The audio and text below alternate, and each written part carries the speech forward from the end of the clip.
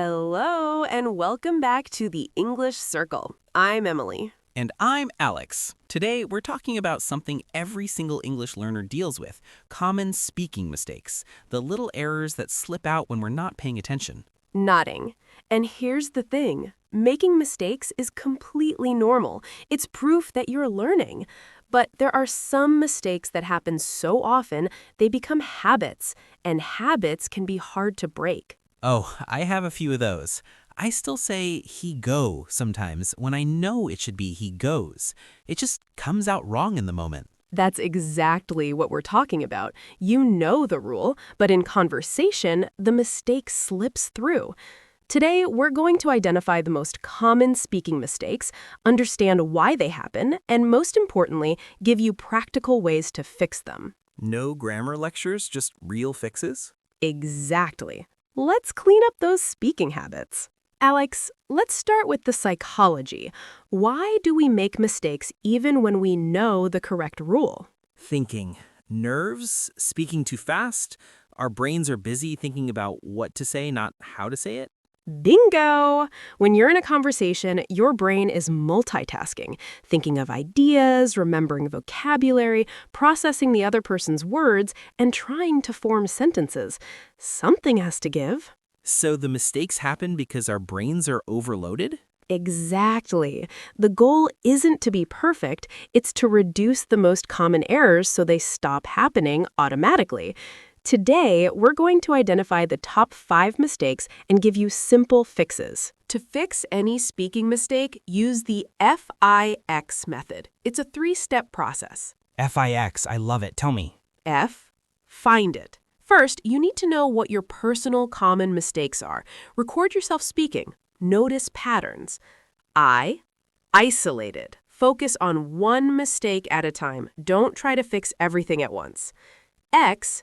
Exercise it. Practice the correct form deliberately until it becomes automatic. So it's like going to the gym, but for grammar, one muscle group at a time. Exactly. Now let's look at the most common mistakes and apply F.I.X to each. Mistake number 1 is the classic, forgetting the S on third-person singular verbs in present tense. He go to work every day. I do this all the time. It's so common. Here's why it happens. In many languages, the verb doesn't change, so your brain defaults to the base form. Let's F.I.X it. F. Find it. Record yourself speaking for 2 minutes. Count how many times you make this mistake. I. Isolate it. For 1 week, focus only on this rule. Every time you talk about he, she, or it, slow down and check yourself. X. Exercise it. Do a simple drill every day for 2 minutes. He go to school. He goes to school. She work hard. She works hard. It rain a lot. It rains a lot. So it's like going to the gym, but for grammar, one muscle group at a time. Exactly. Now let's look at the most common mistakes and apply F.I.X to each. Mistake number 1 is the classic, forgetting the S on third-person singular verbs in present tense. He go to work every day. I do this all the time. It's so common. Here's why it happens. In many languages, the verb doesn't change, so your brain defaults to the base form. Let's F.I.X it. F. Find it. Record yourself speaking for 2 minutes. Count how many times you make this mistake. I. Isolate it. For 1 week, focus only on this rule. Every time you talk about he, she, or it, slow down and check yourself. X. Exercise it. Do a simple drill every day for 2 minutes. He go to school. He goes to school. She work hard. She works hard. It rain a lot. It rains a lot. And eventually, he goes will sound wrong if I say it without the S? That's the goal. Your ear will start to catch the mistake before it leaves your mouth. Mistake number 2 is past tense confusion. 2 types, using present tense for past events or using regular ED for irregular verbs. Yesterday, I go to the store, or I buyed a new phone. Exactly. Let's F.I.X it. F, find it. Notice when you're talking about the past. Do you switch tenses correctly? I, isolate it. Make a list of the 10 most common irregular verbs you use. Go, went, see, saw, eat, ate, drink, drank, etc. X, exercise it. Create mini stories using only past tense. Tell yourself what you did yesterday. Yesterday, I woke up at 7. I drank coffee. I went to work. I saw my colleague. We ate lunch together. So I'm building a past tense muscle by practicing whole sentences, not just word pairs. Yes, context helps your brain remember. Mistake number 3 is prepositions. They're tricky because the rules don't always make sense.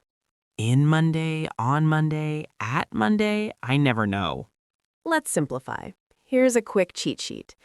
At for specific times and places, at 3 o'clock, at night, at the corner, at work, at home.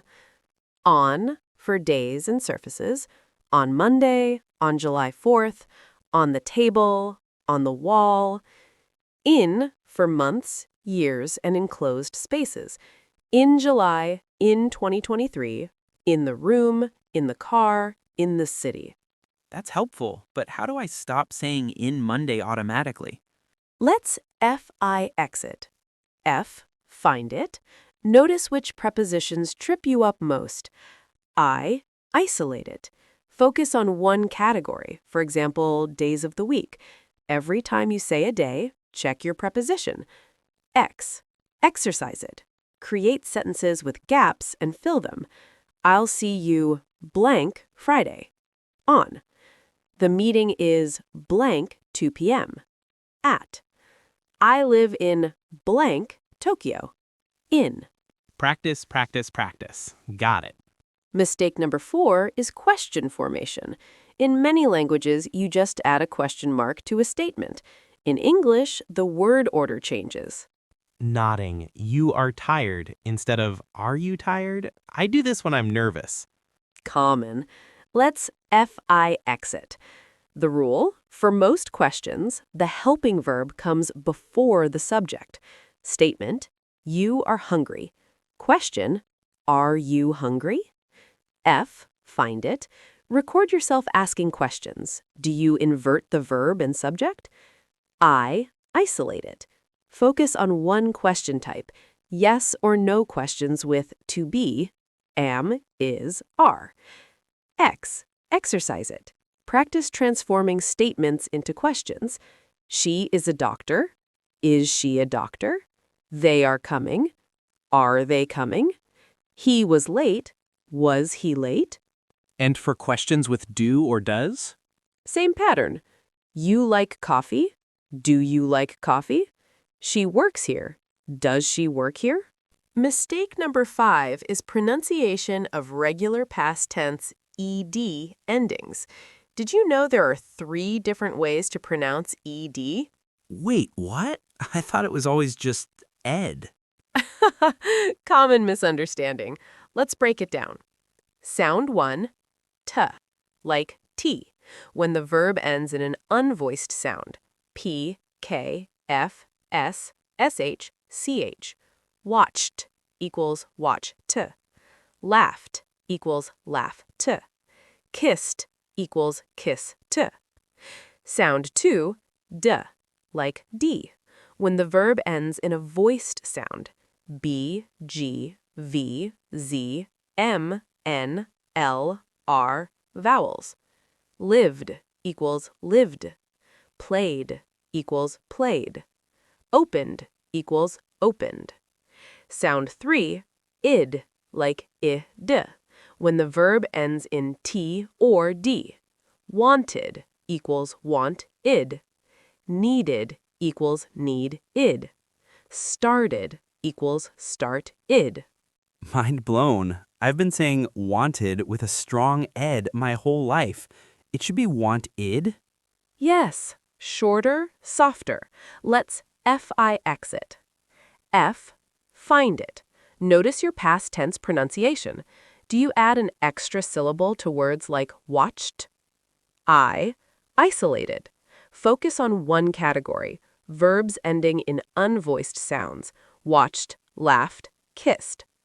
X, exercise it. Practice minimal pairs. Walked versus wanted. Talked versus needed. Laughed versus added.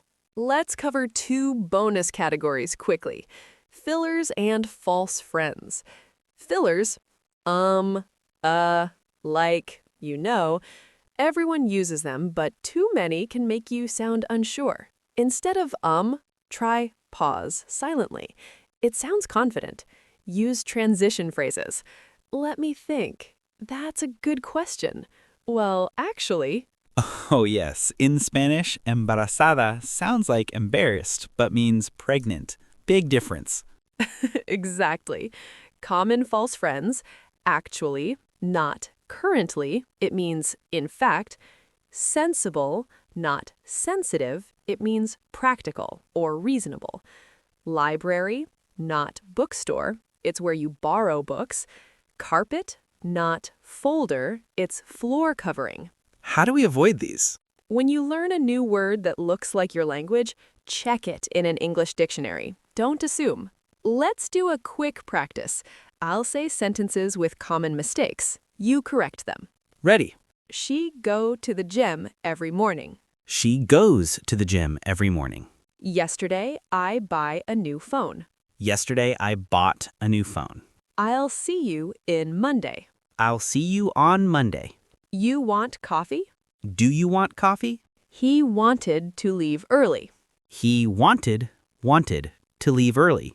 Perfect. You caught them all. That's the first step, training your ear to hear mistakes. Here's the most important takeaway. Every learner has a different mistake profile. You might struggle with prepositions while your friend struggles with past tense. That's normal. So I shouldn't compare myself to others. Exactly. Identify your top 3 mistakes. Focus on those. Ignore the rest for now. When those are fixed, move to the next 3. Progress, not perfection. That's the motto. Let's recap our toolkit.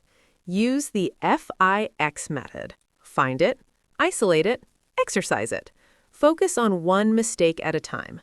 Common mistakes: subject-verb agreement, past tense, prepositions, question word order, ED pronunciation. Be aware of fillers and false friends. And your mistake-busting challenge is this. This week, identify your number 1 most common mistake. Record yourself speaking for 2 minutes. Listen back. What error do you hear most? Then spend 5 minutes every day practicing the correct form. Just 1 mistake, 1 week. See what changes. Alex, what's your number 1 mistake you're going to work on? Definitely the S on he, she, it. He go has to become he goes. I'm committed. Love it. Listeners, now it's your turn. In the comments, tell us, what's your most common speaking mistake? Be honest. Is it prepositions, past tense, question order? Sharing helps you notice it and helps others feel less alone. If this episode helps you clean up your speaking, share it with a friend who's also on this English journey. We all have mistakes to fix. Subscribe to the English Circle for more practical episodes that help you speak more clearly and confidently. Remember, mistakes aren't failures, they're data. They tell you exactly what to practice next. You've got this. Keep practicing, and we'll see you next time. Bye-bye. Goodbye.